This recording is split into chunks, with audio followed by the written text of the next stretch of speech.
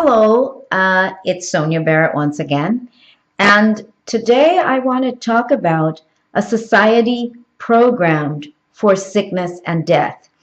And this is really in reference to my new documentary, The Business of Disease, which I'll talk about a bit more. But I thought today I would speak about this subject because that is what my film addresses. So even though the title says, a business of disease, we tend to think that it's probably just about talking about the pharmaceutical companies. Certainly, that's a major part of what is being experienced, at least for many people, is dealing with pharmaceuticals. But the premise of the Business of Disease documentary is really to encourage people to take responsibility for their spirit, mind, and body.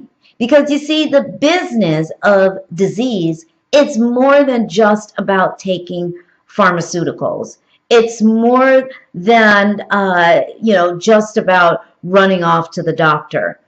It is a much bigger picture because we have to look at what is it then that has caused us to surrender this much of our will to all levels of the system? Are we programmed to do that? We are programmed in ways that we don't even recognize because it is all now our normal. And so when I decided to do this film, actually the film was born out of an article I wrote called The Marketing of Breast Cancer, the Pink Ribbon Agenda. I wrote that article, and you can still find it on the businessofdisease.com website. I wrote it because it was the month of October, which it is right now, and I didn't realize that it was Breast Cancer Awareness Month.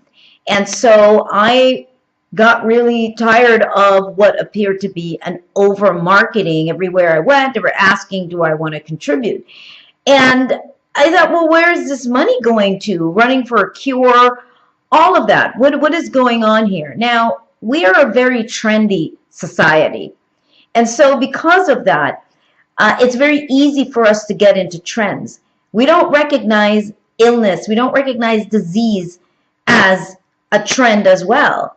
But it's amazing how our brains can get programmed. Our minds can be programmed into any particular new theme or belief or concept, no differently than we switch fashions, new fashion trends. It's just the way we're wired.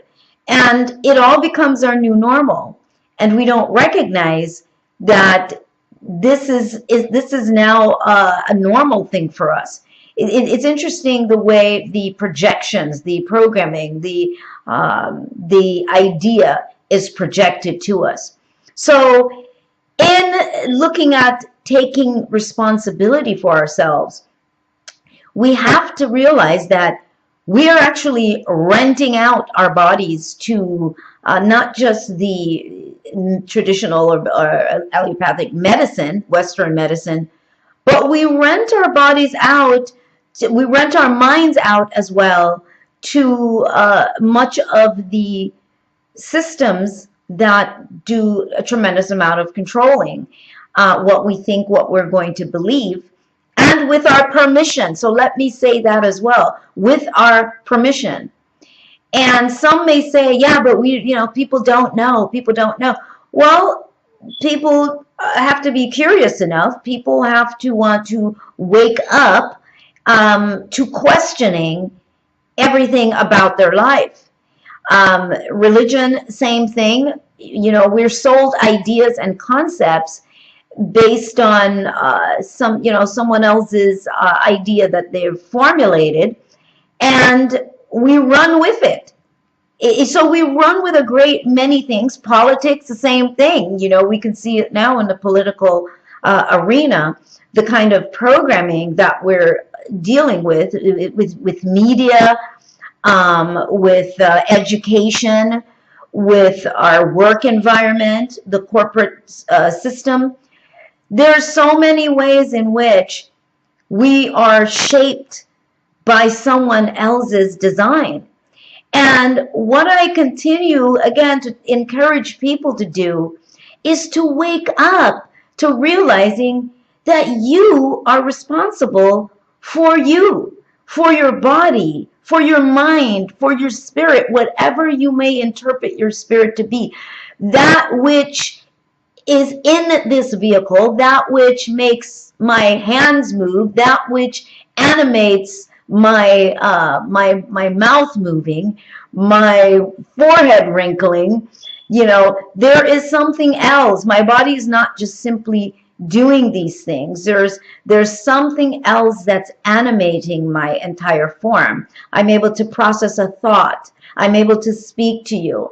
And certainly, so there is something, an essence that is far greater than this body. And we're taken advantage of because of that. And so we get all these different doctrines that we're given to believe. Well, how about if we just start digging deeper into ourselves, into wanting to understand more about how this body works, on just the basic level, just the physical level, finding out more about our biology, finding out more about your personal vehicle. Certainly, there's a base operation, there's a base formula in which all of our bodies are working, and we're experiencing this human reality, this human experience. But at the same time, each of our bodies are unique because of the way we process emotions, the kind of emotions that we have, the kind of thinking that we have, the kind of silent belief system that we have, our own personal roadmap, our own personal blueprint for reality, although it may be based on all these programs and illusions and deceptive beliefs and concepts. There is still a uniqueness to all of us. And this is what I'm appealing to, is that uniqueness, that part of you that really can wake up and ask questions. And sometimes people don't want to ask deep questions, what they call big questions about the nature of reality and yourself, your relationship with what the bigger picture is, because they don't want to deal with the answers that may come from within themselves.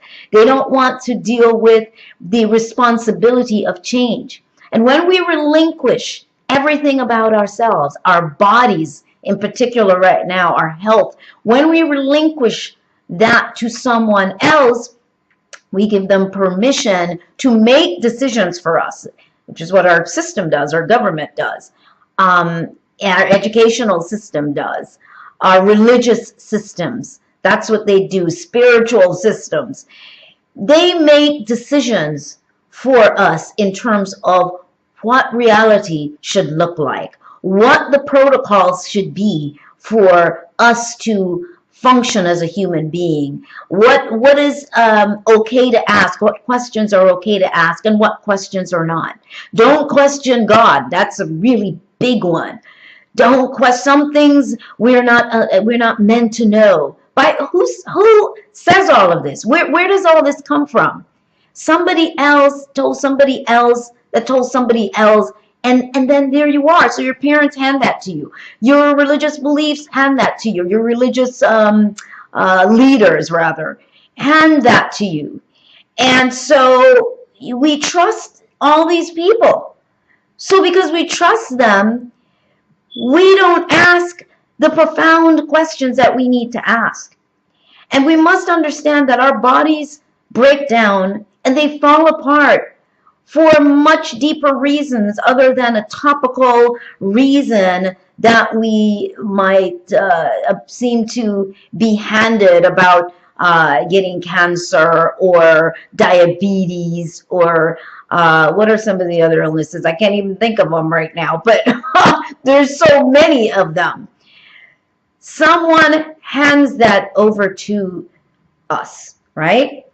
And you have to have a platform within you that will support the activation of many of these illnesses, these diseases, especially when we think that they are genetic, that our mother or father had it or our grandmother had it. So, something has to happen to activate these latent diseases or potentials that exist within you. All kinds of potentials exist within us. All kinds of potential illnesses and diseases exist within us, but they require something to trigger them. This is very important that we acknowledge this understanding. Everything is triggered by something. And so our emotional space becomes incredibly important. Our belief systems becomes incredibly important.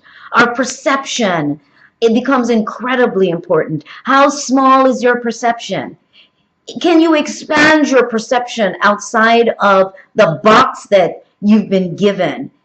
How can you do that? Can you step outside your box of very tiny beliefs?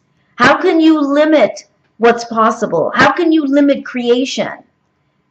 This is what the business of disease is about. So don't let the title fool you. It's much, much more. Lots of neuroscientists in there, lots of cutting edge content, lots of cutting edge information is in this film to stimulate thought, to stir thinking. A lot of times we find that just as we love roller coaster rides, we love things that scare us. We like the thrill, the adrenaline rush of various things. And because of that, we love even the adrenaline rush of finding out what's being done to us.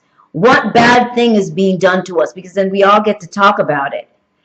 But we have to be able to go beyond that space. Sure, we want to know what's going on, but what do you do with that information?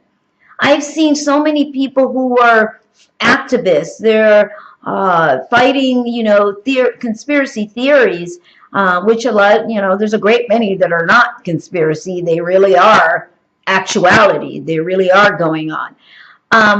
But then they're falling apart. They're sick. They're falling apart. So one must stop and ask, what is going on within me? Am I simply doing all of this as a distraction from really looking at myself, from really dealing with core issues, things that need to be resolved in myself? Is this why I'm falling apart? Because the body sure responds to beliefs and thoughts, because they're what? They're frequency. They all read an energetic pattern. Everything it's electromagnetic. So we must stop and examine all of this. We're falling apart, not simply just because of Monsanto or GMOs. There's a much bigger picture at work here. And I am emphasizing this because I sure hope that whoever is listening to this video really gets the message. If you didn't get that message before, if you didn't get the memo before, I sure hope you get it now. But you must spend time taking care of not just the outside of the body or eating raw food or being vegan or being vegetarian. You must deal with yourself, face your demons, deal with yourself, because this becomes the very thing that becomes your demise.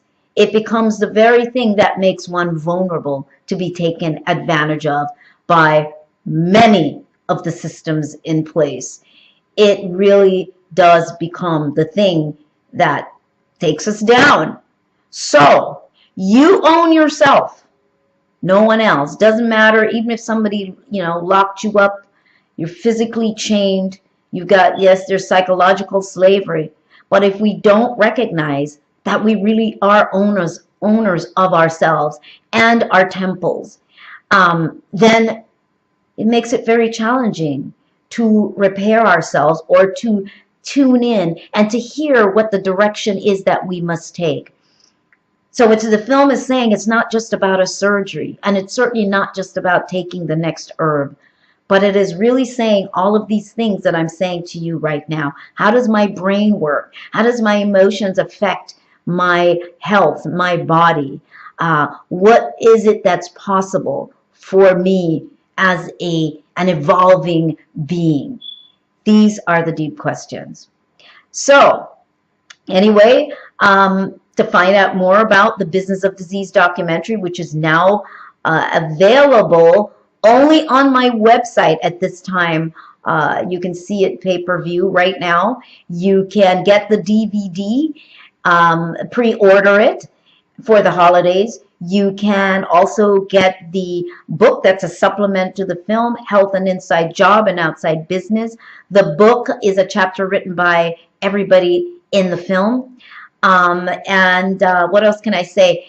The actual official launch date to the public is February 2017, which is when the mass distribution takes place through the distribution company, where it'll be available on many on-demand platforms when you turn on your television. But in the meantime, do support the film by going to thebusinessofdisease.com. Share this video with everyone. Take a moment just to do that. It is about the whole being and beyond this physical body. It's so much more. So I hope that you take a moment to look at it and also to read the article, The Marketing of Breast Cancer, the Pink Ribbon Agenda. All right. Thank you so much for all your support. And until next time, see you then.